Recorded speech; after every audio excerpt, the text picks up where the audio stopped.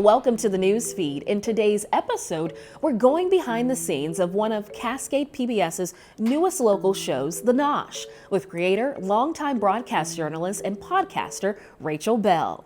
We'll also look at how a Cascade PBS report sparked an investigation that uncovered how a state pilot program contractor misused funds meant to help youth coming out of foster care and juvenile detention. And it's hard enough to get into college, now students are dealing with FAFSA issues. I'm Paris Jackson. Today's top story, we're going inside a new Cascade PBS original series, The Nosh, that is much more than a cooking or restaurant review show. We sat down with its host. This month, the new show hit the Cascade PBS airwaves, blending the marriage between food and beverage through interesting and curious storytelling. Host Rachel Belle says The Nosh explores the region's most delicious stories through the lens of art, nature, and community. Belle is also the host of Your Last Meal podcast, a longtime broadcast journalist and a food writer.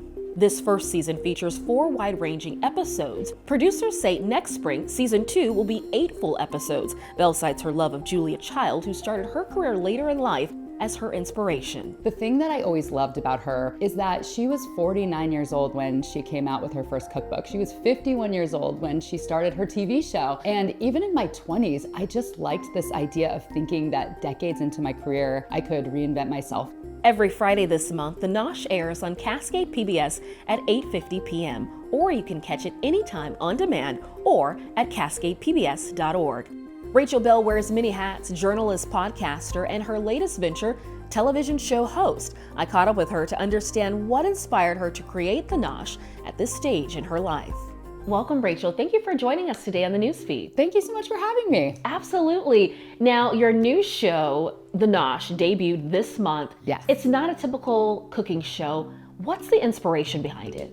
Yeah, so it's not a cooking show, it's not a restaurant review show. It is storytelling through the lens of food and drink. So whether that's art or community or things that are trending or the outdoors, which is my favorite, just telling these stories, because in the city, in Seattle, we've lost a lot of food coverage, and everyone is obsessed with food. You know, it's all over Instagram, and people, I don't know if they still watch the Food Network, they watch food TV, but like the local coverage has shrunk. So I thought this could be a fun way to bring a little bit of that back through storytelling. One thing that, from watching the episodes that have already debuted, is I like the balance that you're striking, because you're hitting on some issues. Yeah. But then you're bringing the fun, because I mean, that's totally your personality. How do you navigate the two? I think it's just, if a story is interesting, we'll do it. We're kind of not trying to put ourselves in a box. So for example, The first episode is all about bagels, super light, but people care about bagels a lot. I just kept getting told, like, there's no good bagels here. Or people would ask me, where can you get a good bagel? I can never find one. So I felt like, the people need to know. And you tell them. I tell them. I take them. Because in the past few years, a lot of new bagel places have opened up. And I think, we actually don't talk about this in the episode so much, but I think it has to do with the pandemic, because a lot of businesses that had to pivot, this is just flour, water, yeast, and salt. That's so much easier than running a whole restaurant, and everyone was doing to go. So a lot of businesses just kind of transitioned into doing simpler things. But yeah, everything from just talking about bagels to the episode that came out last Friday, which is all about the non-alcoholic movement, which is happening all over the country. But we focus on specifically what's happening in Seattle. And some people are just sober curious, but we also touch on people who are in recovery, who want things to do with their life on a Friday night and kind of didn't know what to do once they stopped drinking. So Cascade PBS, we are part of the PBS family, and someone that is iconic in the food space kind of has inspired you in a way. Oh, we are in the house of Julia Child. I can't believe that I get to do a show on the same network that she did. Yeah, Julia Child is the only person that I've ever called a hero. Maybe inspiration is a better way to say it. But the thing that I always loved about her, besides her personality that everybody loved, is that she was 49 years old when she came out with her first cookbook. She was 51 years old when she started her TV show.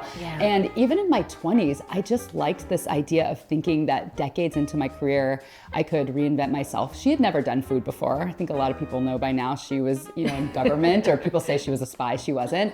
But I just love that I'm 44 years old and doing my first TV show, which, we live in a youth obsessed culture. So I'm so glad that PBS gives not just the youngsters' opportunity to do these shows. And I think about Julia Child, I'm like, she wasn't getting Botox and everyone liked her. So yeah, I've been inspired by her my whole life pretty much. Now, there are so many food stories out there. And I know you're still kind of ruminating on what's to come. And we're still in season 1. And of course, season 2's, it's around the corner. She's coming. What are some stories you're still interested in telling?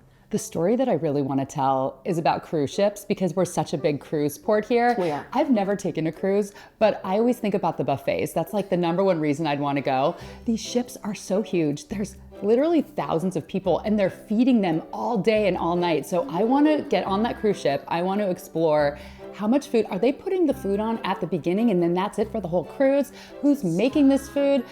Where do they come up with the recipes? I don't know. I think it's really interesting. It's one of those things. I like doing stories about things that you maybe don't notice and you're just used to in everyday life and then kind of explaining how it works in the background. And you're the perfect person to do that. I'm gonna get a little sailor's hat. I've always wanted one with my name in like gold rope cursive. Yeah. Thank you, Rachel. We appreciate you joining us. Thanks for having me. Absolutely. If you want to see new episodes of The Nosh, they air every Friday evening this month at 8:50, or you can check it out on CascadePBS.org.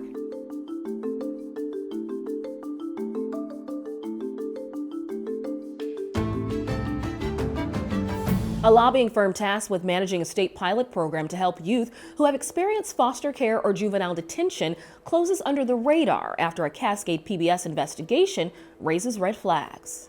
A state pilot program aiming to help homeless youth and young adults in Washington closed quietly following questions Cascade PBS reporters raised that sparked an investigation into how it managed its funding and how many people it actually helped. The $1.5 million initiative Lifeline Wall was created to assist hundreds of vulnerable young people with cash assistance and to connect them to social services. In 2022, the Office of Homeless Youth Department selected lobbying firm SDM Consulting to run the program, but last fall, a Cascade PBS and Youth Today report detailed service delays and questionable financial practices. Initially, the State Department of Commerce, which oversees the Office of Homeless Youth, defended SDMC. However, after review in December, the agency ordered SDMC to pay back more than $330,000 in what officials called misspent funds. In January, SDMC said it couldn't manage the program, and then the state contract was terminated entirely.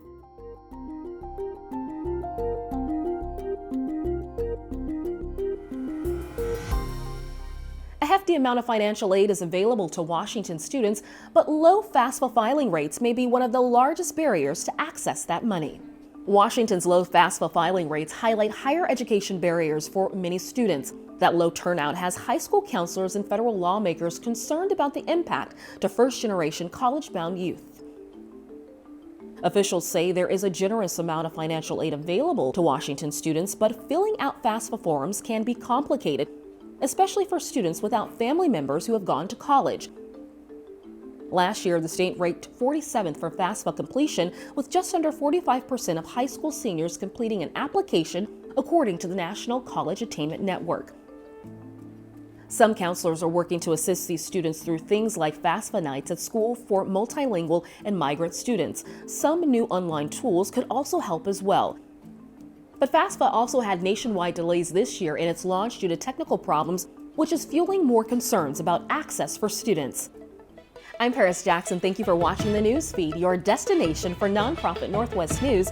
Go to crosscut.com for more.